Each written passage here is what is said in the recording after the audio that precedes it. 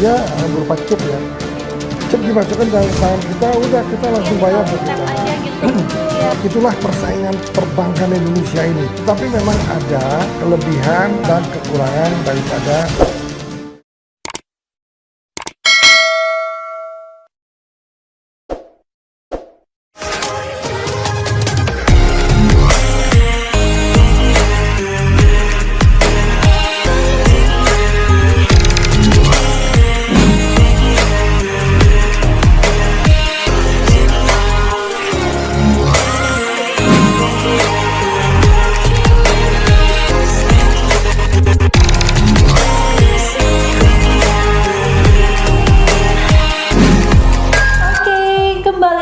channel Mr. Puisi. Nah, seperti biasa kita akan berbincang-bincang dengan Mr. Puisi pada hari ini.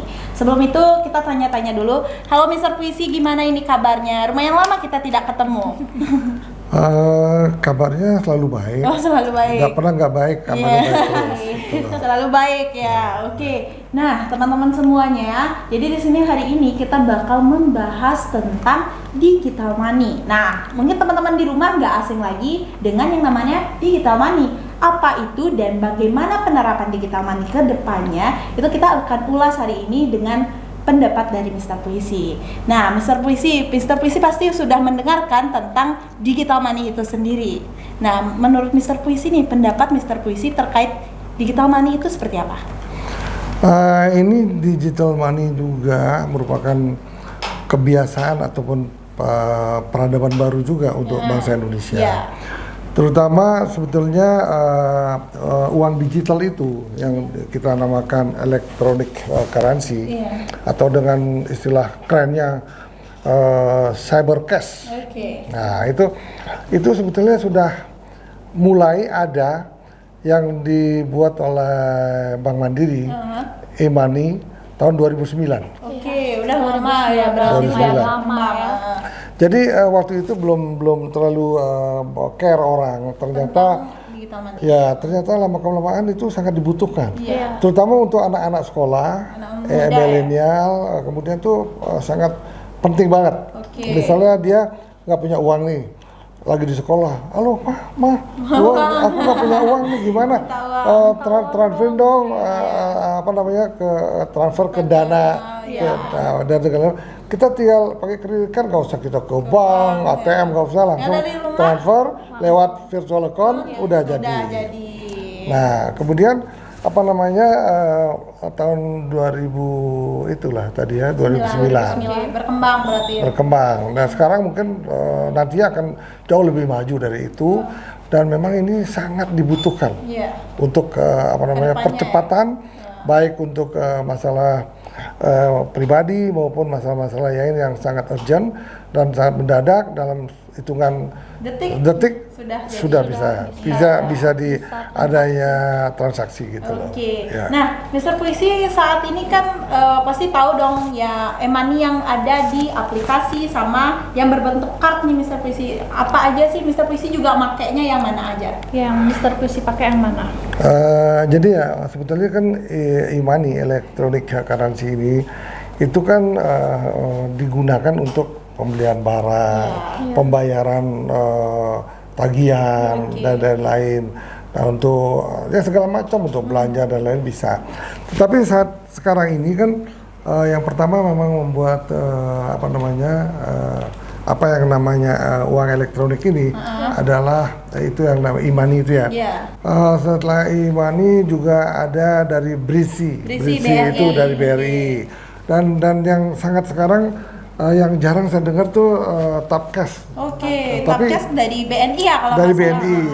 Tapi yang paling diminati oleh anak-anak muda sekarang ada Flash. Flash dari BCA ya. Nah, itulah persaingan perbankan Indonesia ini melalui digital money juga mereka udah bersaing. Bagaimana mereka menampilkan yang makin cepat dan lebih murah, murah untuk transaksi lebih murah. Itu sekarang trennya, ya mudah-mudahan akan ada lagi digital yang lain yang diterbitkan oleh bank-bank lain gitu. Nah, benar sih Mr. Prisi, karena sekarang juga transaksi kan banyak banget ya. Dari aplikasi aja sekarang udah ada GoPay, OVO, ShopeePay juga ada. Ya kan Cika juga pasti pakai aplikasinya kayak gitu. Ya itu uang elektronik yang lewat aplikasi itu. Iya. Kayak GoPay, Doku, Kan banyak itu. ShopeePay, OVO, ada e-wallet juga. ya, Dana, apa lagi?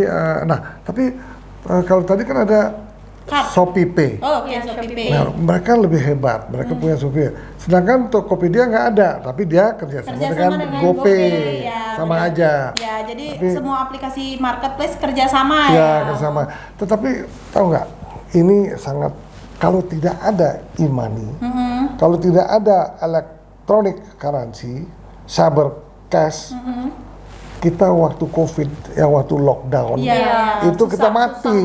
Kita nggak bisa belanja, keluar rumah nggak boleh. Nah, itu sehingga ya waktu COVID tahun 2020, itu luar biasa apa namanya transaksi 6 bulan tahun 2020 dari Januari sampai Juli sampai 16,75 triliun loh. Itu untuk e-money digital. Iya. Wow. Kenaikannya luar biasa apa namanya pada waktu COVID. Iya. Nah, kalau tidak ada e-money, wah mungkin kita kelaparan. Ya kan? Sulit sekali. Jadi meningkat hampir 99% kalau dibandingkan dengan sebelum COVID. Nah, makanya kita harus bersyukur apa namanya adanya digital money. Karena apa? Kredit card, oke, kita mau beli pakai apa? Kredit card. Kalau mau beli baju beli gampang. Tapi mau beli yang kebutuhan pokok harus ditarik dulu. Nah, terus kalau kita misalnya mau beli makanan, gimana? Gimana? Susah. Karena tidak semua tempat makan juga menerapkan sistem card. Ada yang masih cash juga. Iya, maksudnya kalau kita di rumah kan nggak bisa, sulit. Nah, itulah makanya waktu itu mereka kan banyak yang tidak masak. Kemudian mereka saat COVID itu justru kuliner itu meningkat penjualannya karena adanya e-money itu. Gitu loh. Menggunakan transaksi ya. Ya sekarang Cika udah punya e-money belum? Apa? Udah dong, pakai Dana. Oh, Dana. Oke. Nah, terus kamu udah? Kalau saya pakai Pak, saya GoPay pakai, ShopeePay pakai. Jelas kalau di dalam aplikasi saya pakai Doku juga saya pakai. Kalau untuk anak-anak muda pasti karena kan pencinta online. Maksimal 1 juta ya. Kalau untuk Shopee itu setahu saya ya Pak ya itu minimal, jadi satu kali transaksi itu 1 juta itu udah limit. Jadi nggak bisa lagi besoknya masih bisa. Ya.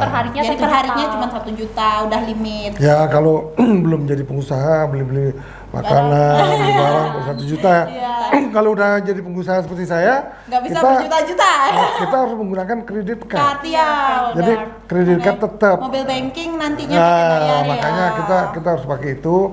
Kemudian untuk belanja ke apa namanya ke toko-toko juga kredit card saat ini sangat masih diperlukan gitu loh. Benar. Apalagi apa namanya saat sekarang kan ada yang apa namanya unlimited atau ada yang apa namanya yang bisa untuk budgetnya berapa sampai unlimited juga udah ada.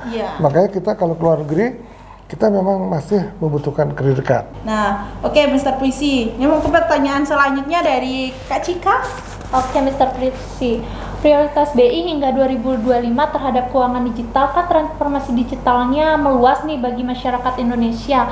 Nah, ada nih kayak misalkan orang tua, lansia tuh kan nggak semua ngerti pakai digital money. Gimana nih menurut Mr. Prisi tentang hal tersebut? Ya, kita harus sambut apa namanya program Bank Indonesia untuk membuat uang digital yang bisa digunakan ke luar negeri, ya kan? Nah, nggak masalah, tapi kan itu akan dilakukan bertahap. Ya, nanti apa artinya uang digital yang diterbitkan ini mungkin skopnya jauh lebih besar, yang bisa digunakan bukan untuk anak kecil, anak-anak, mungkin untuk para pengusaha juga, yang transaksinya mungkin jauh lebih besar. Mudah-mudahan tahun 2025 ini uang digital oleh BI ini segera diterbitkan, kemudian untuk orang lansia dan lain-lain rasanya sih masih untuk untuk menggunakan uang cash tuh masih ada. Masih ada. Itu rasanya begitu. Oke. Ya. Tidak bisa secara langsung langsung. Harus bertahap, jelas ya. Karena kita lihat juga kan apa nih lansia zaman sekarang aja nih Mister Polisi yang udah modern nih masih banyak orang-orang yang nggak make kredit card lah bilang, masih banyak yang menerapkan sistem tabung celengan gitu kan masih banyak. Nggak semua pakai kredit card. Untuk itu kita sarankan semua orang harus belajar mengenai digital. Iya. Nah, walaupun untuk di Indonesia terutama di desa masih sulit lah. Karena apa? Di pasar tradisional itu ada ribuan masyarakat yang mungkin ada yang buta huruf, ada. Iya, benar. Nah, nanti kemungkinan akan ada beberapa aplikasi ataupun money digital ini yang klasifikasinya mungkin lebih rendah lagi, khusus untuk para pedagang UMKM misalnya. Untuk dipermudah lah ya transaksinya. Itu kan perkembangan ya ke depannya. Karena kita lihat juga di era 4.0 sekarang perkembangan teknologi itu kan semakin pesat ya. Jadi dalam satu hari itu perkembangan teknologi itu bisa mencapai 50% dan bahkan itu tidak kita ketahui gitu karena perkembangannya sangat cepat. Cepat banget. Makanya kita jangan lupa harus belajar mengikuti teknologi, inovasi, diversifikasi usaha, terutama belajar mengenai teknologi. Karena apa? Pengusaha-pengusaha yang mempelajari teknologi akan lebih cepat maju. Kemudian akan meninggalkan pengusaha-pengusaha yang masih tradisional. Gitu. Intinya jangan buta digital ya, jangan buta digital ya kayak gitu. Nah, kalau menurut Mister Puisi nih, apa sih sebenarnya tujuan dari BI itu menerapkan yang namanya sistem digital money ini gitu? Karena kan kita lihat dari dulu bahkan sampai sekarang penerapan cash pun masih normal-normal aja gitu. Tapi kenapa bisa tiba-tiba menerapkan yang namanya digital money? Jadi ini sangat praktis, efisien. Kemudian itu sangat dibutuhkan oleh masyarakat luas, terutama golongan milenial, golongan Gen Z ini, karena dia bisa lebih cepat mandiri. Nah, zaman dulu kan bawa cash di kantong terus hilang. Gitu. Keamanannya kurang ya. Ya, tetapi memang ada kelebihan dan kekurangan daripada uang digital ini. Kelebihannya kita nggak perlu bawa uang cash, nggak ribet. Kemudian kerugiannya kemungkinan apabila kita lupa password 3 kali diblok, atau mungkin rusak. Kartunya rusak itu resikonya memang uang bisa hilang. Tetapi kan resiko nggak terlalu tinggi, itu hanya dua kemungkinan. 1 juta maksimal. Nah, tetapi jangan salah, suatu saat ada yang lebih canggih lagi dengan sistem digital money ini ataupun sistem credit card. Nanti dia berupa chip ya.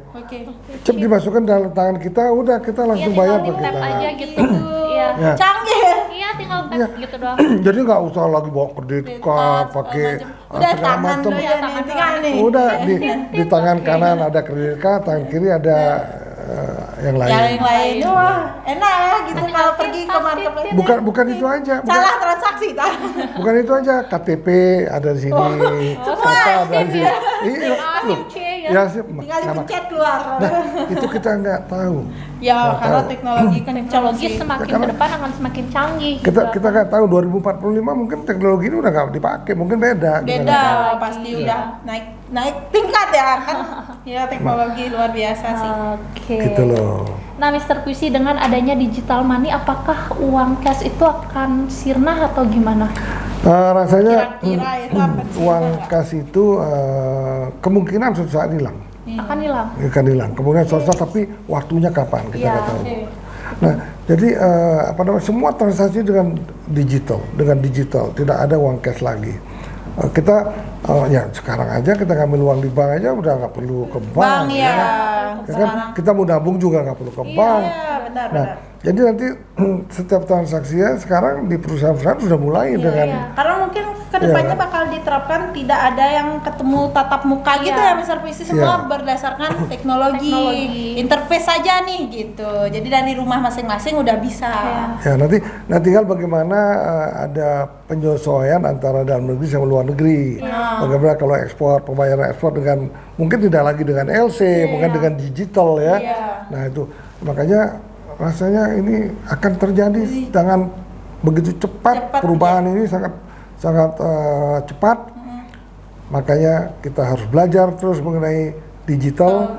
Kemudian kita bisa mengikuti semua yang ada perkembangan yang di luar negeri gitu loh. Nah, gitu teman-teman. Jadi kalau di era digital seperti saat ini itu memang perkembangannya kan sangat luar biasa. Apalagi sekarang penerapan e-money itu sebenarnya udah ada, cuman mungkin nanti akan dikembangkan lagi oleh Bank Indonesia kayak gitu ya. Ya karena di beberapa situs itu disebutkan bahwa BI itu akan menerbitkan digital money ini mulai tahun 2025, tapi dengan perkembangan. Jadi nggak langsung blak langsung digital money enggak. Jadi mungkin masih dipisahkan ya antara transaksi A dan transaksi B, yang mana menggunakan cash dan yang mana menggunakan digital money. Nah, kayak gitu. Nah, Mr. Puisi, terima kasih nih untuk waktunya. Mungkin kali ini kita bertanya-tanya itu dulu, jadi nanti kita bakal ada pertanyaan lagi nih untuk Mr. Puisi di next podcast. Nah, buat teman-teman di rumah, terima kasih udah mendengarkan kita, dan jangan lupa subscribe channelnya Mr. Puisi. Jangan lupa subscribe dan jangan lupa bahagia. Selalu bahagia harus itu. Terima kasih ya semuanya, bye bye, sampai jumpa di podcast selanjutnya.